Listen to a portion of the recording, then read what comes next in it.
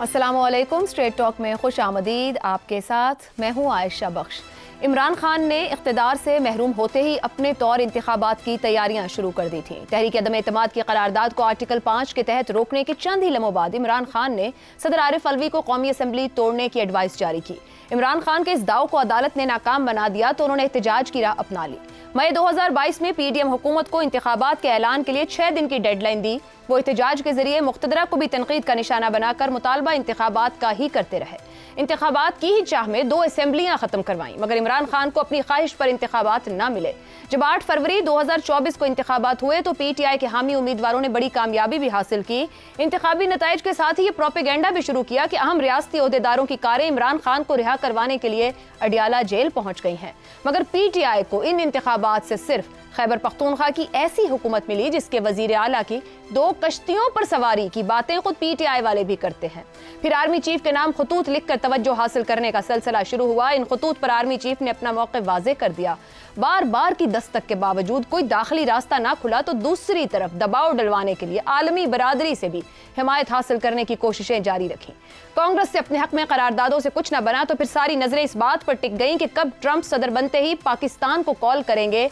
और इतने इंतजार के बाद अमेरिका से कॉल आई भी तो इसमें बानी की रिहाई नहीं बल्कि मौजूदा सेटअप की इंसदाद दहशतगर्दी के लिए की गई कोशिशों की तहसीन थी। यूं इंतखाबात, एहतिजाज, इस्टेब्लिशमेंट से लेकर अमरीकी सदर तक सब उम्मीदें खत्म हो गईं तो अब PTI के रहनुमा मौलाना फजलुर रहमान के साथ इत्तेहाद के लिए सियासी इल्तिजाएं करना शुरू हो गए हैं। सलमान अकरम राजा कह रहे हैं कि इमरान खान ने उन्हें मौलाना फजलुर रहमान के हवाले से हिदायत दी हैं, उनसे इत्तेहाद चाहते हैं। जबकि जुनैद अकबर ने कहा है कि मौलाना के तमाम तहफ़्फ़ुज़ात दूर करना चाहते हैं, बानी तक मौक़िफ़ पहुँचाएंगे। हम चाहते हैं मौलाना इत्तेहाद में शामिल हों। PTI क्यों मौलाना से इत्तेहाद की अपीलें कर रही है? PTI ईद के बाद हुकूमत मुखालिफ एहतजाज करने के मंसूबे बना रही है। इमरान खान के जेल जाने के बाद उसने सोलो फ्लाइट बुनियादों पर जितने भी एहतजाज किए वो नाकाम रहे हैं। ऐसे में PTI को किसी ऐसी जमात की जरूरत है जिसके पास हामियों का मजबूत नेटवर्क हो, स्ट्रीट पार हो, कारकुनों को रोकना आसान ना हो और जिसके पास माजी के एहतजाज का किसी हद तक कामयाब तजर्बा भी हो। तो ऐसे में जेजुआ एक ऐसी सियासी जमात है जो ये तमाम शराइत पूरी करती है। मगर ऐसे में बड़ा सवाल यही है कि कॉर्नर हुई और इताब का शिकार PTI मौलाना फजलुर रहमान जैसे सियासतदान को आखिर राम कैसे करेगी? इसी पर गुफ्तगू रहेगी। पैनल में हमारे साथ हैं ज़ैगम खान, शहजाद चौधरी, रजा रूमी और हमाद गजनवी साहब। प्रोग्राम का सवाल आप सभी के लिए। PTI की मौलाना फजलुर रहमान से इत्तेहाद की इल्तिजाएं, इंतखाब से एहतजाज तक, पाकिस्तानी एस्टैब्लिशमेंट से अमरीकी सदर तक, पिलर टू पोस्ट, बानी के सब ऑप्शंस नाकाम। क्या मौलाना के साथ इत्तेहाद आखिरी ट्रम्प कार्ड? हमाद गजनवी साहब, क्या ये वाहिद ऑप्शन अब बच गया है? पिछले 2.5-3 साल से हर तरह की कोशिश के बावजूद जो चाह और ख्वाहिश रखते थे इमरान खान साहब वो तो उन्हें हासिल ना हो पाई। यहाँ से कुछ निकलेगा? देखिए, जो पहिया दोबारा ईजाद करने की ख्वाहिश है इसका क्या अंजाम हो सकता? ये एक सादगी की बातें हैं। हमने देखा वो पहले भी मौलाना से इत्तेहाद करना चाह रहे थे और अब वो चाहते हैं कि किसी तरह उनको कोई दस्तगीरी फरमाए, यानी फ़र्श पे पड़े हुए हैं, अब वो चाहते हैं उठाए उनको कोई, लेकिन उसका तरीक़ाकार ये नहीं है। देखिए, हम तो रोज़े अव्वल से ही बात कर रहे हैं। पहिया कौन ईजाद कर रहा है और क्या उसी तरीके से दोबारा ईजाद कर रहे हैं? जी, मैं इसी की वजाहत करना चाह रहा था कि ये जो इसका एक तरीका है, ये जो काम है ना जिसमें वो फंस गए हैं जिस सूरत हाल में, उससे निकलने का एक तरीका है और वो तरीका हमारे यहाँ बहुत से लोगों ने पहले अपनाया है और कामयाबी से अपनाया है। अच्छा, ये आप कॉमन सेंस पे आ जाइए, आप पिछली हिस्ट्री को अच्छा छोड़ दीजिए अगर इससे सबक नहीं लेना हमने। आप ये बताइए कि आप सबसे लड़कर ये काम कर सकते हैं? आप इदारों से लड़ना चाहते हैं, आप सियासतदानों से लड़ना चाहते हैं, आप हत्ता के मुल्क से बाहर, वो जो बुशरा बीबी ने सऊदी अरब के बारे में गुफ्तगू की थी, या आपने चीन से आपने जो आपके ताल्लुकात थे, CPEC बंद कराना और आपने कहा ये सारी करप्शन हुई है, आज तक हम रोक के अब देखने लगे हैं इनके अंदर क्या मामला। यानी मैं क्या क्या बात अब याद करें कि आपने सब लोगों से लड़ाई की, सब लोगों से आपका झगड़ा है, इस वक्त भी आप ये काम कर रहे हैं। आप इस वक्त हत्ता के रियासत और सियासत का फ़र्क मलहूज़ नहीं रखते और आप जब कैंपेन्स करते हैं या जब आप खतूत लिखते हैं या जब आप कॉलम्स लिखते हैं दुनिया के मौक़र रोज़नामों में और हफ्ते रोज़ों में, तो आप उसमें क्या लिखते हैं? आप भूल जाते हैं कि रियासत का मफाद कहाँ से शुरू हो जाता है और कहाँ पर हमारी सियासत रुक जाती है। तो ये मामला जो है इसका ये रास्ता कहीं नहीं जा रहा, यानी there is no light at the end of the tunnel, या there is darkness at the end of the tunnel to be precise. तो ये मामला जो है गड़बड़ है, ये दोबारा इस मामले को रीथिंक तो करना पड़ेगा। पहला दिन आएगा, वहां से फिर दोबारा हम शुरू करेंगे कि अब ये सिलसिला शुरू हुआ है जिसमें कोई रास्ता निकल सकता है उनकी रिहाई का भी और उनकी सियासत का भी। ये तमाम मामलात इस वक्त जो हैं होल्ड पर हैं, बल्कि वो और इस गड्ढे में गिरते चले जा रहे हैं।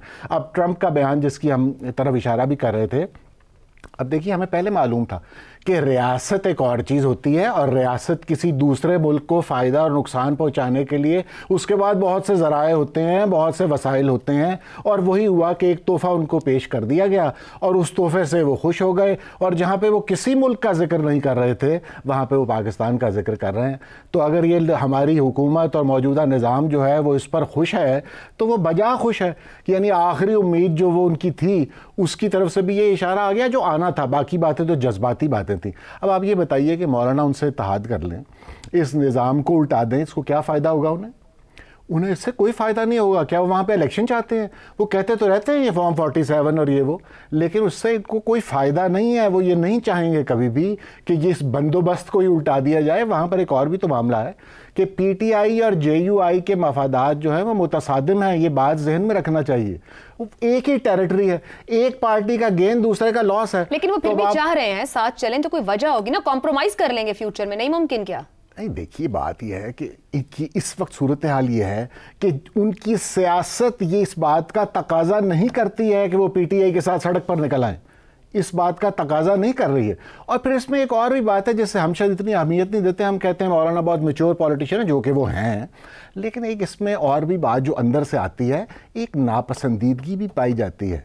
इसमें एक सबक भी है। कहाँ पाई जाती नापसंद? मैं यही अर्ज करने लगा था कि मौलाना जो हैं उनके साथ बड़ा तौहीन आमेज रवैया रखा गया है, और मौलाना ने भरपूर मेजबानियां की हैं पिछले दिनों। क्या PTI कुछ ऑफर कर सकती है आपके ख्याल में उन्हें ड्राम करने को? आप बताइए। आप बताएं। हमारे ख्याल में तो नहीं कर सकती ना, ये तो मैं यही अर्ज कर रहा हूं कि उनके मफादात एडजस्टमेंट की बातें, कोई मुस्तकबिल में पावर शेयरिंग फार्मूला चाहे एक ही साथ करेंगे, वो तो मौलाना साहब JUI के साथ पार्टी खतरे में है, वो तो पार्टी तितर बितर होने का अंदेशा है, वो सियासत नहीं कर पा रहे, वो तो बहुत मुश्किल हालात में है।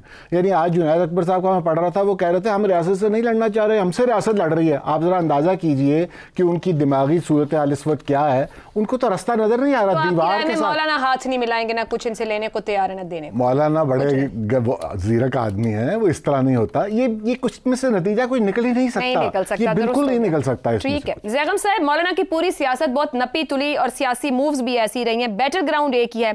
मौलाना इमरान खान के लिए सियासी चारा नहीं बनेंगे तो फिर PTI ये बेसूद कोशिश क्यों कर रही है? पिछले 3-4 दिन से जो लीडर जेल से बाहर आता है वो मौलाना के तरले डाल रहा है कि इत्तेहाद में शामिल हो जाए।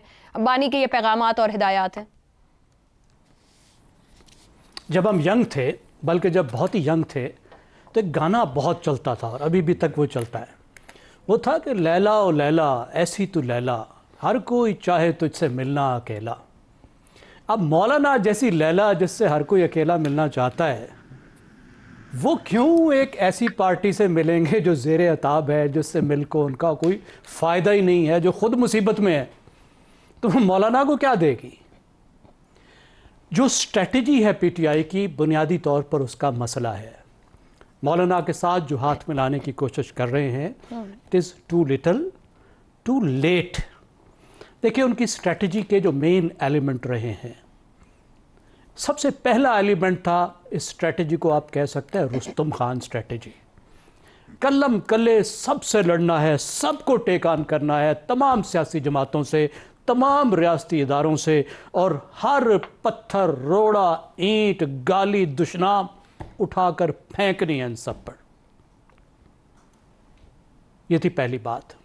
सबको दुश्मन बना लिया, कोई नहीं छोड़ा जो आपके साथ आने को तैयार हो, सिवाय वो नन्ही मुन्नी पार्टियां जिनके पास MNA बनने का चांस ही है कि वो PTI के कंधों पर सवार हो जाएं और असम्बली तक पहुंच जाएं, और इस मकसद के लिए वो PTI की सपोर्ट करें। दूसरी बात कि सियासी तरीक़ाकार अख्तियार नहीं किए, बल्कि ज़ोर आजमाई का तरीक़ाकार अख्तियार किया। प्रोटेस्ट का जो तरीक़ाकार अख्तियार किया, वो एक ऐसा तरीक़ाकार था जिसको आप इनकलाबी तरीक़ाकार कह लें, कि जिसके ज़रिए से सिस्टम को उल्टाना है और उल्टा कर कब्ज़ा करना है। बहुत अच्छी बात है, आप में हिम्मत है तो कर लें, लेकिन वो कामयाब नहीं हुआ, इसलिए कि लोग नहीं निकले। इस तरीक़ाकार की कामयाबी के लिए ज़रूरी था कि लाखों लोग निकलते और मुसलसल निकलते, या तो मई में निकलते या नवंबर में निकलते। वही निकले जिनको मोबिलाइज़ किया गया था, वो बहुत ज़्यादा ही मोबिलाइज़ थे, और जो रिएक्शन आया वो बहुत ख़तरनाक था। फिर इस तरीक़ाकार में बैनुल-अक़वामी जो दबाव है उसको भी इस्तेमाल करने की कोशिश की गई। इंटरनेशनल फाइनेंशियल इंस्टीट्यूशंस, IMF को एक ऐसे वक्त में जब IMF अगर पाकिस्तान की मदद ना करता तो उस वक्त पाकिस्तान डिफ़ॉल्ट कर सकता था, करोड़ों लोगों की ज़िंदगियां जहन्नम बन के रह जाती। लेकिन ये भी मालूम नहीं था कि IMF का ये मैंडेट ही नहीं है, IMF इधर नहीं आएगा। झगड़ा बढ़ा लिया, अपने हालात मुश्किल पैदा कर लिए, लेकिन फ़ायदा कोई नहीं। फिर बैनुल-अक़वामी ताकतों को पाकिस्तान की सियासत में लाने की कोशिश, अमेरिका को, अमेरिका की कांग्रेस को, अमेरिका के सदर को, बरतानिया को, सिर्फ इस वजह से कि आपके पास वो पाकिस्तानी बाहर मौजूद हैं जो ये काम कर सकते हैं। यानी काम वो किया जाता है जो करना चाहिए, काम वो नहीं किया जाता जो किया जा सके। ये स्टुपिडिटी की डेफिनेशन होती है कि अगर आप कोई काम कर सकते हैं तो कर गुजरें, चाहे वो आपको करना चाहिए या नहीं करना चाहिए। तीसरी बात कि व्हील को री इन्वेंट करने की कोशिश। पाकिस्तान बहुत बार मुश्किल हालात से गुजरा है सियासी तौर पर, बहुत सियासी जमातें गुजरी हैं, उन्होंने तकलीफ़ें उठाई हैं और उनके तजर्बात हैं, और उन्होंने तजर्बात से सीखा है कि उन मसाइल से कैसे निकलना है, कैसे सिस्टम से लड़ना है, कैसे इस्टेब्लिशमेंट के सामने भी खड़ा होना है, लेकिन सरवाइव भी करना है, अपने आप को बचना भी है। वो तरीके इस्तेमाल नहीं किए, लंबी गेम नहीं की। तो ज़ैगम साहब, ये बेसूद कोशिश है, एक नाकाम कोशिश रहेगी ये भी माजी की तरह। उम्मीद करनी चाहिए। देखिए, उनको जो सबसे बड़ा एडवांटेज हासिल है वो सपोर्ट का है। सपोर्ट का बहुत बड़ा एडवांटेज होता है। सही। अगर वो स्ट्रेटेजी ठीक कर लें तो उनके पास एक ऐसी ताकत है जो दूसरी सियासी जमातों के पास नहीं है। ठीक हो गया। फॉर गुड और for better they are a 21st century party. ठीक है। तो उनके मेन सबसे बड़ा प्रॉब्लम उनकी स्ट्रेटेजी। दुरुस्त हो गया जी। बात तो फिर यहाँ आ गई कि स्ट्रेटेजी। रज़ा रूमी साहब, अगर अब तक जितनी स्ट्रेटेजीज इख्तियार की गई हैं पोलिटिकली पिछले 2.5-3 साल में, उन्होंने मुश्किल बढ़ाई और नुकसान किया है, क्या मौलाना बानी PTI की वाहिद लाइफ लाइन रह गए हैं, या फिर कोई और ऑप्शन भी मौजूद है? या रीथिंक की भी बात हुई और स्ट्रेटेजी चेंज की भी, मगर उनको किसी भी स्ट्रेटेजी ने फायदा नहीं दिया अभी तक। आयशा, सब कुछ तो कह दिया ज़ैगम खान साहब ने, हमाद साहब ने। मुझे समझ नहीं आ रही कि मैं व्हील रीइन्वेंट करें आप। नहीं, बात तो आपने सही कही है कि मौलाना फजलुर रहमान ही उनको एक लाइफ लाइन दिखाई दे रहे हैं, और उसकी बुनियादी वजह वो है जो मेरे दोनों काबिल साथियों ने कही बात, कि जो स्ट्रीट एजिटेशन का रास्ता है, इनकलाबी रास्ता है, उसके लिए आपको स्ट्रीट पावर चाहिए, और जिसे कहते हैं कि इस तरह के लोग चाहिए कि जो कि निकल कर तमाम रुकावटें अबूर कर कर एक जिसे कहते हैं हुकूमत या रियासत को चैलेंज दे सके। ऐसी पावर इस वक्त पाकिस्तान में सिर्फ मजहबी पार्टीज के पास है।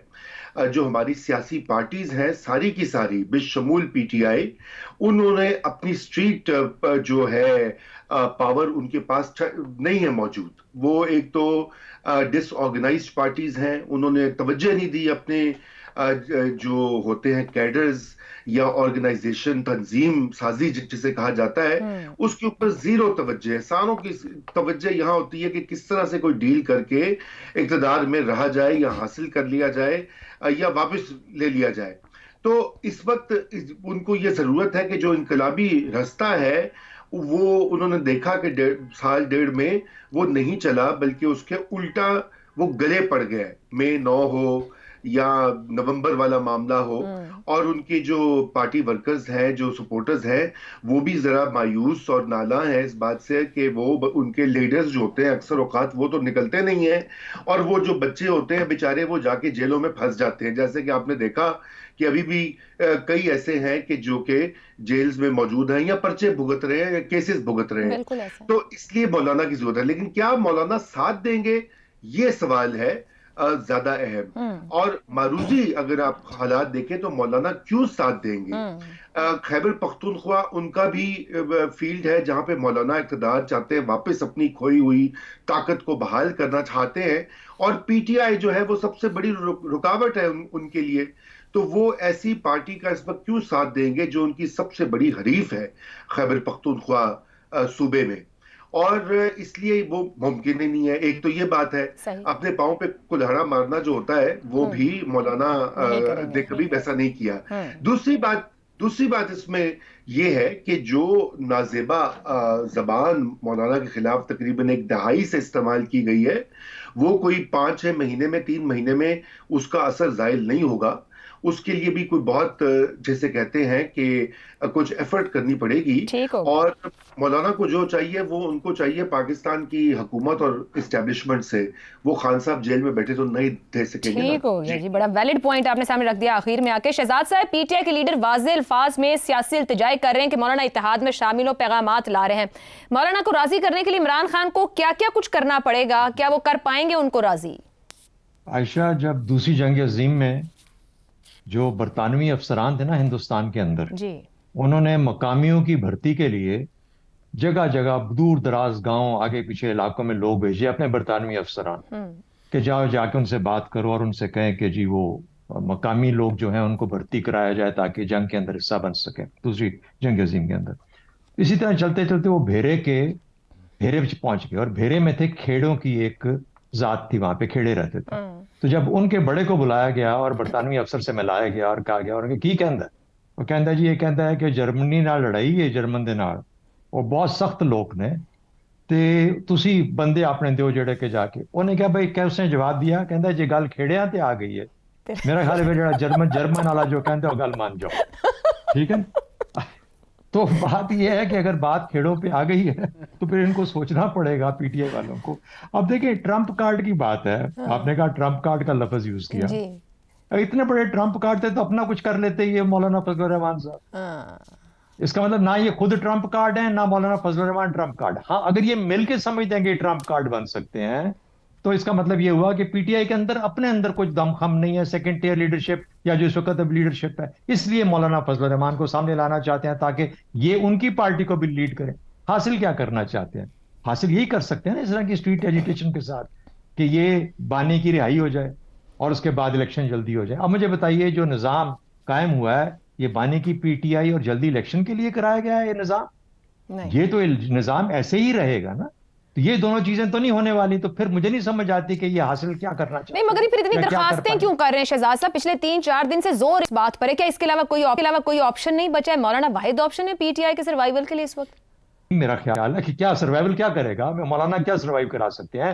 वो बानी पीटीआई को रिहा करवा लेंगे। मैं बार बार एक ही बात कर रहा हूँ ना, बानी पीटीआई को रिहा करवाएंगे मौलाना फजल रहमान, या उनके जोर की वजह से या इन सबके मिलकर कोई इलेक्शन जल्दी हो जाएंगे। तो ये निजाम जो कायम किया गया है किसी मकसद के लिए कायम किया गया है, एक पूरा टेन्योर बराबर करना है। 2029 में क्या चीजें पीटीआई के लिए लाजिम है कि उनकी जो सियासी तंजीम, अपनी पार्टी की तंजीम है, वो कितनी मुत्तहिद और कितनी मजबूत है, पहली बात।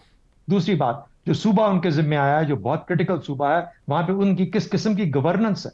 और तीसरी, जो पीटीआई अपना पार्लियामेंट के अंदर रोल है, वो कितना पाल किरदार अदा कर सकती है। तो अगर इनको समझ हो तो 2029 की तैयारी करें, और उसकी बुनियाद ये चीजें होनी चाहिए, ना कि मौलाना फजल रहमान जो खुद अपना भी कुछ नहीं कर सकते, इनका क्या करेंगे। दुरुस्त हो गया जी। यहाँ पे तकरीबन पूरे पैनल की तरफ से यही राय सामने आई है कि जो मदद चाह रही है पीटीआई वो मिलेगी नहीं, मगर अपनी ताकत को जमा करके आने वाले इंतखाब के लिए रीस्ट्रेटेजाइज और रीथिंक करके बेहतरी की तरफ बढ़ सकते हैं। एक ब्रेक लेते हैं, ब्रेक से वापस आएंगे तो बात करेंगे IMF मिशन पाकिस्तान में है, मुतालिबात पुराने ही हैं, क्या पाकिस्तान पूरे कर पाएगा? इस ब्रेक के बाद $7 अरब कर्ज प्रोग्राम का जायजा लेने के लिए IMF का 9 रुकनी वफ्द पाकिस्तान में मौजूद है। पहले मरहले में तकनीकी जबकि दूसरे मरहले में पॉलिसी सतह पर मुज़ाकरात होंगे। पंजाब, सिंध, खैबर पख्तूनख्वा और बलोचिस्तान से अलग अलग मुज़ाकरात होंगे। मुज़ाकरात कामयाब होने की सूरत में $1 अरब की किस्त मिलेगी। इन मुज़ाकरात में IMF की जानिब से नए मुतालिबात के साथ साथ कुछ पुराने मुतालिबात पर भी जोर दिया गया है।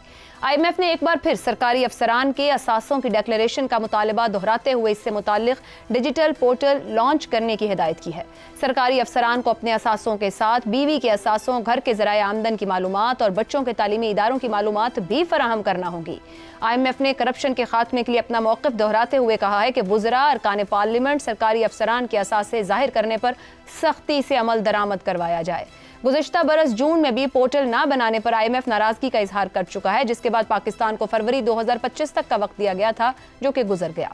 IMF वफ्द ने राइट साइजिंग के हवाले से भी नए मुतालिबात सामने रखे हैं, जबकि राइट साइजिंग के मौजूदा इक़दामात को जल्द मुकम्मल करने को कहा है। टैक्स रेवेन्यू शॉर्टफॉल पर FBR और वजारत खजाना से तशवीश का इजहार करते हुए आइंदा सहमाही में शॉर्टफॉल पूरा करने का मुतालिबा किया है। IMF ने बड़े शहरों में टैक्स नेट से बाहर बड़े रिटेलर से टैक्स रिकवरी का भी मुतालिबा किया है। IMF के 3 मुतालिबात कोई नए नहीं। IMF इससे पहले भी मुतादिद बार असासाजात, राइट साइजिंग और टैक्स रिकवरी के मुतालिबात कर चुका है। तो फिर अहम सवाल यह है कि हम ये मुतालिबात क्यों पूरे नहीं कर पा रहे।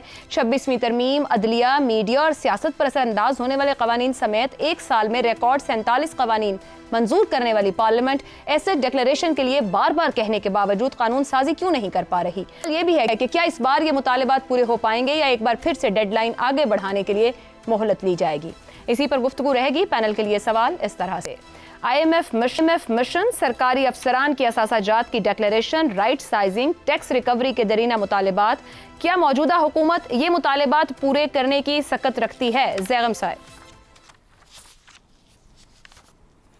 देखिए, जो मेन मसला है वो मसला ये है कि बहरान से हर हुकूमत निकलना चाहती है, लेकिन पतली गली से, कि अशराफिया और उनके चहीतों के मफादात भी कुर्बान ना करने पड़ें और बहरान भी काबू में आ जाए।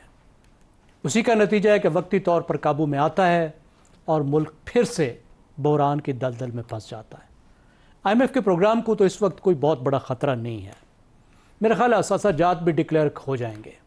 उसकी वजह यह है कि अफसरान ने ऐसे ऐसे तरीक़े निकाल रखे हैं, ऐसे ऐसे होशरुबा तरीक़े निकाल रखे हैं अपने असासों को छुपाने के, कि आप हैरान रह जाएंगे। दूसरी बात, राइट साइजिंग पर भी अच्छा काम हो रहा है, क्योंकि राइट साइजिंग भी जो है वो आम वर्कर्स की करनी है, छोटे वर्कर्स की करनी है। अफसरान को तो हाथ नहीं लगाना, उनको तो प्रोटेक्शन हासिल है। लेकिन हमें सिर्फ ये तो नहीं चाहिए, बात सिर्फ IMF की तो नहीं है, हमें तो सिविल सर्विस में रिफॉर्म भी चाहिए।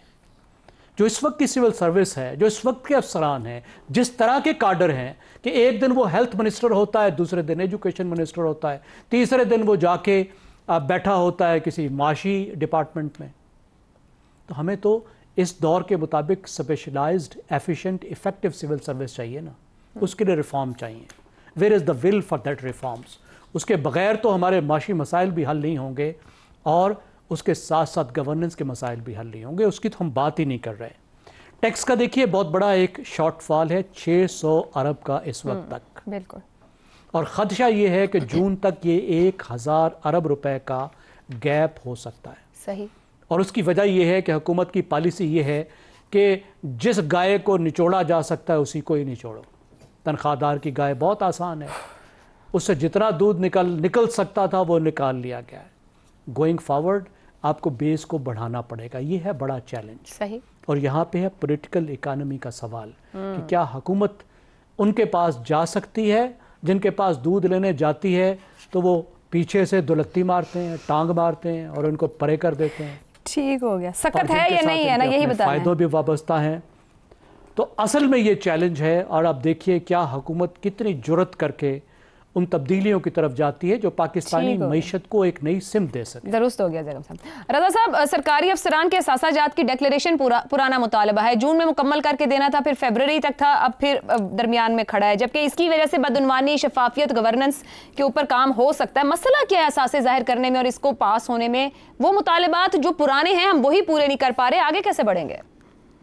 देखिए, बात यह कि ये असासे जो है इनका तो बाकायदा रूल मौजूद है और हर सिविल सर्वेंट जो है ग्रेड 17 से ऊपर, अगर मुझे याद है, तो वो उनको अपनी एनुअल डिक्लेरेशन देनी होती है एसेट्स की और उससे हर साल ट्रैक होता है। अब उसमें ताखीरी हरबे भी होते हैं, कुछ नाअहली भी होती है, इनएफिशिएंसी भी होती है, तो ये कोई कानून या ये कोई जो जैसे कहते हैं ये बात नई नहीं है। देखिए, आप जितने भी कवानीन बना लें या जितनी भी आप नए रूल्स उनमें इजाफा कर ले, असल बात तो यह है कि उनकी इम्प्लीमेंटेशन कैसे होगी और उनका किया क्या जाएगा। वहां से जो डेटा या मालूमात आ रही है उसके ऊपर कौन कार्रवाई करेगा, कैसे होगी, ये सब मामला जो है वो देखने पड़ते हैं यहाँ पर। असल जो बड़ी बात है वो ये है कि यहाँ पर हमने जो कल्चर है अकाउंटेबिलिटी का, खसूसन हुकूमती हलकों में और हमारी मिनिस्ट्रीज में, डिपार्टमेंट्स में, उसको बिल्कुल वीगन कर दिया हुआ है।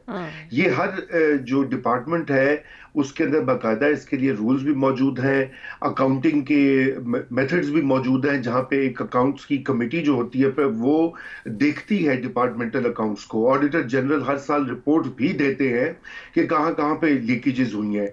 हमारी प्रायोरिटीज ही उसके ऊपर नहीं है, क्योंकि एक तसाहुल भी है, एक जैसे मैंने पहले कहा नाअहली का भी शायबा होता है, और इसको फास्ट ट्रैक करना पड़ेगा, क्योंकि अगर पाकिस्तान में करप्शन का खात्मा करना है तो उसकी पहल गवर्नमेंट अगर करना है। आपने अगर लगा दिया है मगर लग नहीं रहा कि करना है।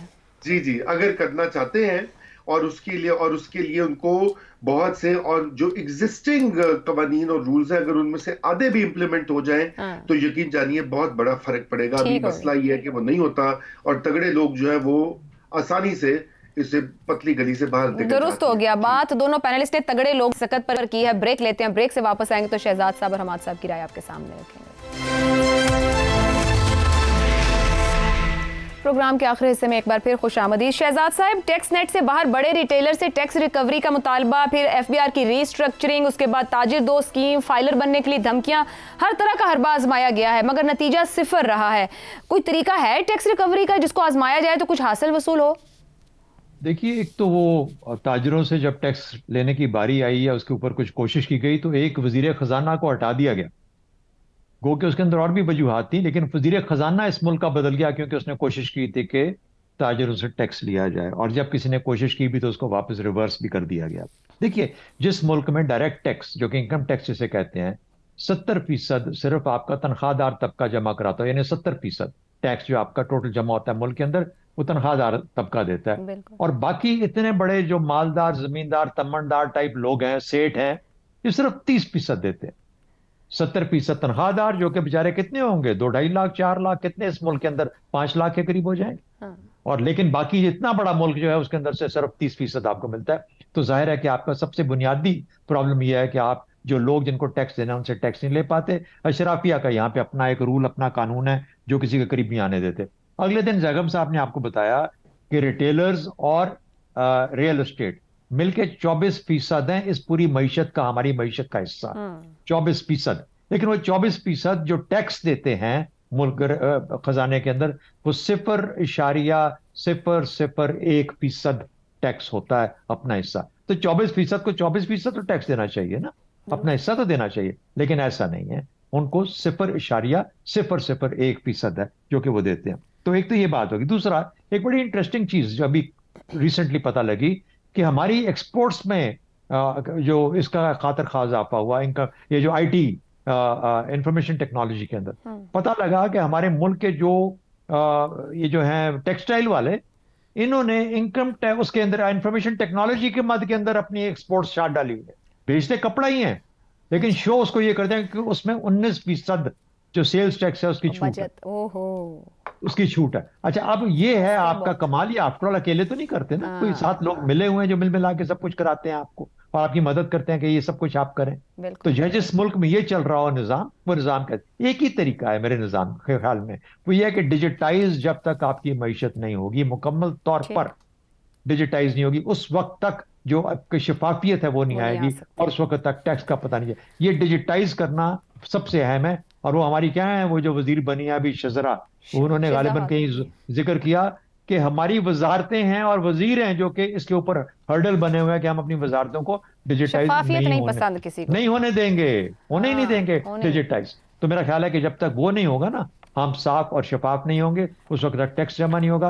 बाकी सब ये बातें हैं जो कि हम लेके बैठ जाते हैं। ये बातें और मुतालबात हमारे सब ऐसे ही रहेंगे, वो मजीद राइट साइजिंग और अखराजात कम करने का भी IMF मुतालबा कर रहा है। मगर यहाँ रखी पार्लियामेंट की तनख्वाहें भी बड़ी हैं, पंजाब असेंबली में तो रिकॉर्ड इजाफा हुआ है तनख्वाहों में।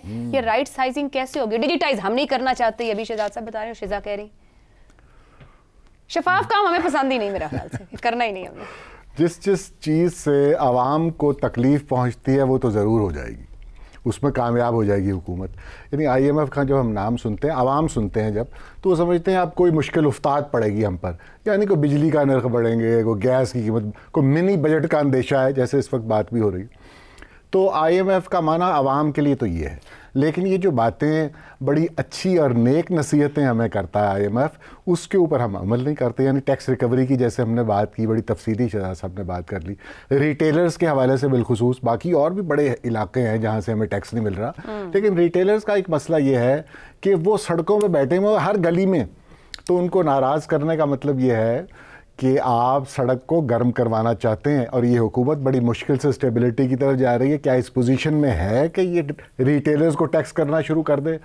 हमें ज़रा डामाडोल लगता है मामला। अपनी राइट साइजिंग न्यूज़ अंदाज में कर सकते हैं। अच्छा, फिर राइट साइजिंग जो है उसका भी यही मसला है कि वो ये सिर्फ मुआशी फैसले नहीं है, ये तो सियासी फैसले भी है ना। अब हज़ारों लोगों को बना दिए दरअसल, जी हाँ बन गए। अच्छा, इसमें देखें ना, कुछ ऐसी पार्टियां भी शामिल हैं जिन्होंने वो लोग रखवाए हुए हैं इन महकमों में, तो वो पीछे हट जाते हैं। तो एक सियासी नौयत तो इसकी वैसे ही है, और फिर इतने लोग अगर बेरोज़गार हो रहे हो तो फिर इनकी एक और सियासी नौयत भी है। अच्छा, अब इसके जो दूसरी बात हम असासे मुश्तहर करने वाली कर रहे थे, असासे मुश्तहर करना जैसे सियासतदान करते हैं उस तरह आप ये दूसरों को भी कह रहे हैं, तो ये अच्छी बात है। इस तरह सियासतदानों को कह रहे हैं आप, तो इस तरह पहले, हालांकि हमने तो बड़े प्यार से कह दिया ये अच्छी बात है, ये ख़तरनाक बात भी है। आपको शायद याद हो कि एक का असासे इसी तरह इनकम टैक्स से निकलवा कर बाजवा साहब के मुश्तहर कर दिए, तो बड़ा बुरा मनाया गया था उस बात का। तो ये इसमें कई बल भी हैं सारी बात में, लेकिन ये मुस्बत चीज़ है, होना चाहिए। शफाफियत तो हर हाल में बेहतर चीज़ है। एक सवाल ज़ैगम साहब हमें आया है समा YouTube लाइव के ऊपर, #आस्क आयशा पे, इसका जवाब दे दीजिएगा मुख्तसरन। FBR ने मिनी बजट कहा है कि नहीं आएगा, तो अतीक साहब है वो ये पूछ रहे हैं कि वो FBR कह रहे हैं वो शॉर्टफॉल खुद पूरा करेगा, मिनी बजट नहीं लाएगा, तो कैसे करेगा, क्या मुमकिन है? इन्होंने ऐसे तरीके निकाले हुए हैं कि मिनी बजट के बगैर ही ये काम कर लें, क्योंकि बजट में जिस तरीके से ये पेश करते हैं बजट, उसमें अपनी ये फ्लेक्सिबिलिटी रखते हैं। तो उसका तरीका यही है कि जिनसे निचोड़ रहे हैं उन्हीं को मज़ीद निचोड़ कर ये शॉर्टफॉल पूरी करने की कोशिश करेंगे। ठीक है जी, आज के प्रोग्राम से इतना ही। आप चारों मेहमानों का शुक्रिया। अल्लाह हाफ़िज़।